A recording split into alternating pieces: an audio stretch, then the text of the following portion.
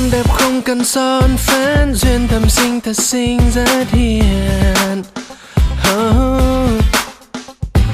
Không quần jean giày cao gót, em chọn riêng mình em áo dài. Duyên dáng giống như hoa kia bên thềm, ngát hương không khoe sắc ngọt, ngàn đóa hoa tươi đẹp cũng không sánh bằng.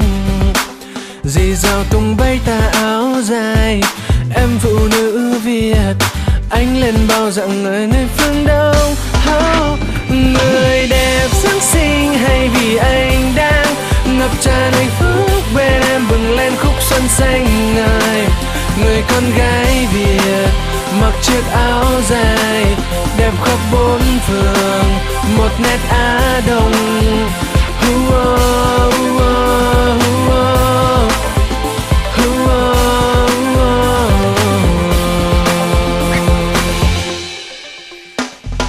Em đẹp không cần son phấn, duyên thầm sinh thật xinh rất hiền.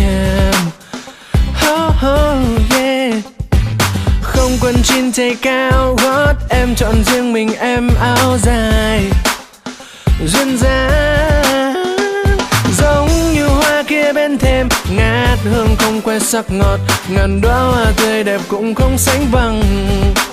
Dì dào tung bay tà áo dài, em phụ nữ Việt, anh lên bao dạng người phương Đông.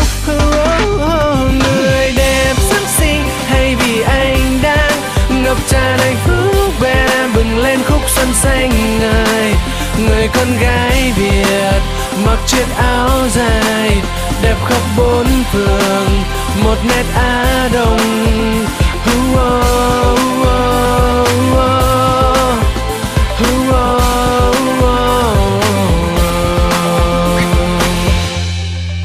Một ngày nơi xa chiều buồn lãng